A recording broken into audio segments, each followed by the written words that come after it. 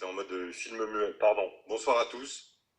Euh, Merci pour ces échanges particulièrement riches. Très rapidement, pour dire que, à mon avis, bon, mais ça n'engage que moi, évidemment, Philippe Carreau, ça fait un moment qu'il est conseiller municipal par inadvertance, même s'il l'a reconnu lui-même. Il y a un moment donné où il y a un minimum de décence à avoir dans les débats qu'on a. Enfin, je veux dire, faut peut-être un petit peu se calmer, là. Il y a peut-être quand même quelques Dionysiens qui nous regardent ce soir. Et ça devrait nous inviter, surtout dans la période qu'on connaît, à un minimum de retenue, comme le faisait remarquer de manière assez déplacée Corentin Dupré, à l'endroit de Martine, qui posait une question, ma foi, pas tellement idiote dans le chat par écrit tout à l'heure.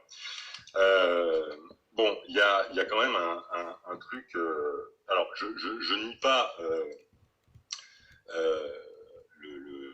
une partie de ce que décrit Philippe Carreau à propos de la situation des migrants, qui est catastrophique, qu'il était avant l'épisode qu'on vient de connaître et qui a été aggravé par l'épisode qu'on a connu, voilà, en dépit des efforts, de la mobilisation des associations, des militants qui ont pu se mobiliser à leur côté, et notamment Philippe Carreau d'ailleurs, il faut lui reconnaître ça bien volontiers.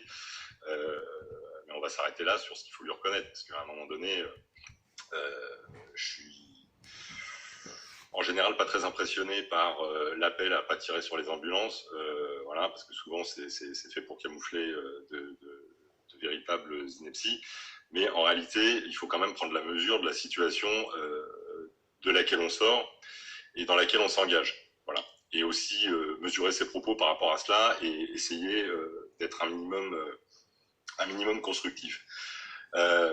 D'abord dire qu'il y a quand même eu et c'est rien de le reconnaître, un moment qui n'a pas été un instant, mais un moment duquel on est sorti rapidement d'ailleurs, hein, mais quand même un moment, c'est-à-dire un laps de temps assez long, durant lequel tout le monde, absolument tout le monde, je veux dire les individus, les différents collectifs, les différents groupes sociaux, les corps constitués, etc., on a été pris d'une forme de saisissement par rapport à ce qui arrivait. Et le dire, c'est pas honteux, voilà. Et le dire, c'est pas se dédouaner. Le dire, c'est dire simplement qu'on a vécu, quelle que soit notre fonction, notre boulot, et même, j'ai envie de dire, le fait qu'on habite, qu'on se soit confiné dans une villa à la campagne ou dans un logement indigne à Saint-Denis, il y a eu quelque chose qui relevait de notre commune humanité dans ce qui nous a frappés. Voilà. Et donc après ça, il a fallu se mettre au travail. Il a fallu se mettre au travail vite et fort. Et il a fallu le faire.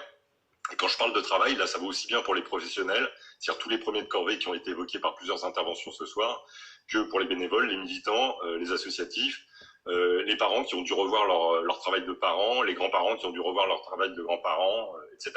Tout le travail invisible dont on ne parle jamais. Je crois que c'est Alice Rascoussier qui a parlé de la situation particulière de la moitié de l'humanité, les femmes, et tout ce travail domestique, tout ce travail invisible, il a fallu aussi le repenser au feu de ce qu'on a tous vécu, voilà, de ce qu'on a tous partagé de ce moment-là. Et à partir de là, les choses se sont inventées, et elles se sont inventées en tâtonnant, elles se sont inventées avec aussi de la peur, évidemment de la peur, bon, parce qu'on savait pas à quoi on avait affaire, et puis les chiffres montaient, les morts, les gens sous respirateur, les nouvelles calamiteuses, le gouvernement. Alors Corentin Dupré nous emmène dans une opération un peu périlleuse, hein, voilà, mais en même temps c'est un garçon courageux. Il faut être courageux pour se réclamer du parti de Marisol Touraine dans la période, et je pense que Corentin est courageux. Et là, il a fait un exercice de courage, mais même à la limite de témérité. Hein, c'est-à-dire qu'il s'est passé quelque chose dans son propos qu'on ne peut pas laisser passer, qui est que Corentin Dupré fait un peu comme si ce qui nous est arrivé n'était pas arrivé. Et comme si ce qui nous attend ne nous attendait pas. Bon, Corentin Dupré, il nous chante les louanges du président Macron, c'est son droit le plus strict. Il nous invite à de la modération rétrospective sur, soi-disant, on aurait continué à mener la campagne les uns et les autres. Moi, je crois qu'il y a essentiellement un candidat qui a continué à mener la campagne pendant toute cette période, c'est celui de Corentin Dupré. Et évidemment, le problème du candidat de Corentin Dupré, c'est aujourd'hui de convaincre les électeurs d'Aïdara, s'il en reste encore, hein, s'il en reste encore, après la démonstration mais hallucinante d'incurie, de mépris, de mensonges, d'incompétence du président Macron, s'il reste encore des électeurs de Macron, pour effectivement essayer de les rassembler pour le deuxième tour, qui est maintenant annoncé. Ça, chapeau l'artiste, Corentin Dupré, bravo. Mais une fois qu'on a posé ça, le vrai problème, le vrai truc de fond, c'est quoi? C'est que, en réalité, on espère tous être dans l'implicite du propos de Corentin Dupré. L'implicite du propos de Corentin Dupré, c'est que l'épidémie, elle est derrière nous. L'implicite du propos de Corentin Dupré, c'est que la crise, elle est derrière nous. S'agissant de l'épidémie, on a tous envie d'y croire. Voilà, et là, les chiffres qui ont été annoncés, y compris par, il faut les remercier, les personnes de l'ORS, ça a été rappelé par Elisabeth, ça a été rappelé par plusieurs, donnent à penser qu'on sort du plus dur. Mais est-ce que pour autant, on est sûr à 100% que la deuxième vague n'arrivera pas? Moi, je ne sais pas. Moi, je pense qu'on est un certain nombre à dire avec modestie, on ne sait pas. Modestie et prudence. Et je pense que ce qui a caractérisé, j'allais dire, Dieu sait, enfin, qui vous voulez sait que j'ai pas toujours été un membre de la majorité très, comment dire, très sage. Mais là, ce que j'ai pratiqué de cette majorité municipale pendant cette période, c'est une équipe qui s'est mise au boulot. Je parle de la majorité municipale, mais évidemment, sans les personnels, sans les cadres, sans les ouvriers, sans les employés municipaux de cette ville, rien n'aurait pu se faire, qui s'est mise au boulot et qui a inventé des réponses inédites à une situation totalement inédite et dans une situation d'abandon par l'appareil d'État. Alors cet abandon par l'appareil d'État, il n'est pas nouveau. Étienne l'a rappelé en début de séance, il n'est pas nouveau. Ce désengagement, ça fait des années qu'on le dénonce. David l'a dit aussi, Bali l'a dit aussi, tout le monde l'a dit. Ça fait des années qu'on se bat contre ce désengagement de l'État. Et là, c'était une question de vie ou de mort. Donc, on a passé un palier. C'est que l'État nous a abandonnés en pleine épidémie, en pleine tempête.